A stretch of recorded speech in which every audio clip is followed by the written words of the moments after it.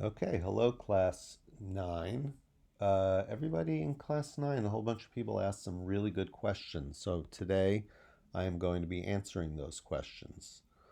So we're going to start with the first question. What are magnets made of? So most permanent magnets are made of various mixtures of iron and other elements. So in class, we actually started learning about something called atoms. So here's a diagram of an atom. It has a nucleus and an electron going around it. So a substance made of the same kind of atoms is called an element. And there are all different types of elements, which we see in the periodic table of elements. So things like iron, carbon, hydrogen, etc., are elements. Those often combine to make something called molecules. Those are bigger than atoms because they're made of separate atoms. One example of a substance made of molecules is something called ferrite. It looks something like this, which is mostly made of molecules of something called iron oxide, or Fe2O3. So that's two atoms of iron and three atoms of oxygen. And that's mixed into something called an alloy by adding other types of metals. Now, all types of matter actually have small amounts of magnetism, but usually those magnetic fields are pointing in different directions, so they tend to cancel each other out.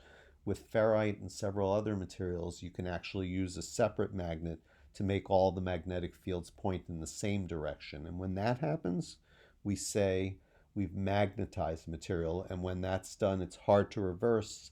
And we usually say we've made something called a permanent magnet, which might look something like that. Another way to create a temporary magnet is to wrap a wire around an iron core and pass electricity through it. And when you do that, you actually have something that's also magnetic.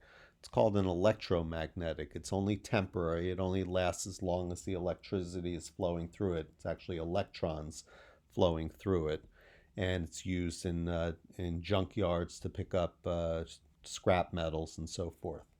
All right, I'm going to move on to our next question. Next question, a student asked how old the sun is. All right, so here's what our sun might look like from outer space. The sun is about 4.6 billion years old, and it formed around that time as massive clouds of an element, by the way, called hydrogen. That's the lightest element. Uh, Gas came together because of gravity pulling each other together. And when enough of that gas combined into a ball of gas that was very dense, it became a star. Because when atoms of hydrogen are squished together with enough force, it results in something called nuclear fusion. So basically, atoms of hydrogen fuse together to make a new element called helium. You find that in birthday balloons. And that releases a tremendous amount of energy. And that's why the sun still burns so brightly right now. Fusion reactions are taking place now. There's still plenty of hydrogen left to fuse together, which is why the sun's still shining.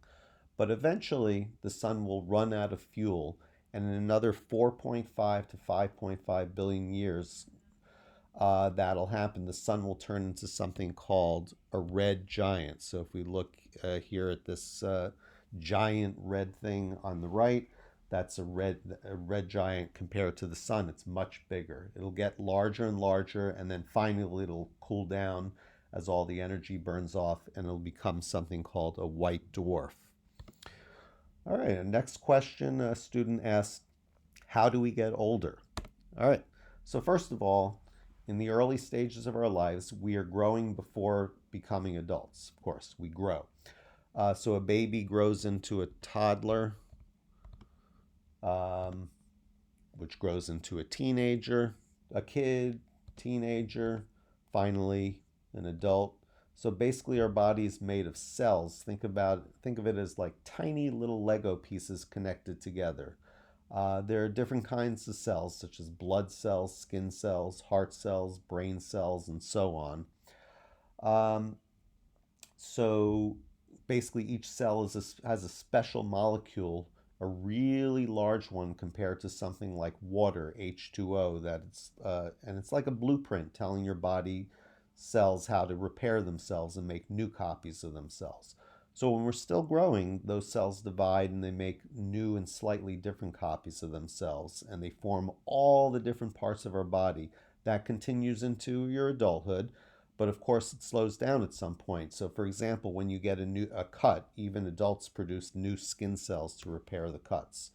Unfortunately, your cell's ability to grow and repair itself starts to get worse as you get older for reasons scientists still don't fully understand. And when that happens, people grow old and eventually, of course, they die. All right, last question has to do with a frog's life cycle. What are the different stages of a frog's life and how do they adapt to their environment around them? All right, so we were just talking about the stages of life, and let's talk about the frog. Well, a frog lifestyle. You see, a frog starts out as an egg, becomes a tadpole, and finally an adult frog. The eggs are basically clumped together with other eggs in a gelatin-like material that eventually releases a tadpole. Tadpoles have long tail and gills to breathe. Eventually, they undergo a metamorphosis or rapid change. That takes about 1 day, actually. It's a very quick process, during which time they lose their gills, grow lungs, and start to show the legs that were already forming inside their body. After that, their legs will continue to grow, their tails become shorter until eventually they look like what's now what we know as a frog. Now, frogs have several adaptations to help them survive. These include strong legs for jumping, walking, running, swimming, and so forth. And they also have the ability to burrow or dig underground to find food. Some frogs have toxins in their skin which protect them from predators. A frog's eyesight and hearing allow it to catch insects effectively. And many frogs undergo torpor, similar to hibernation, where they stay inactive for months at a time when it gets too cold. All right. I was a pleasure answering your questions, Class 9. Thank you.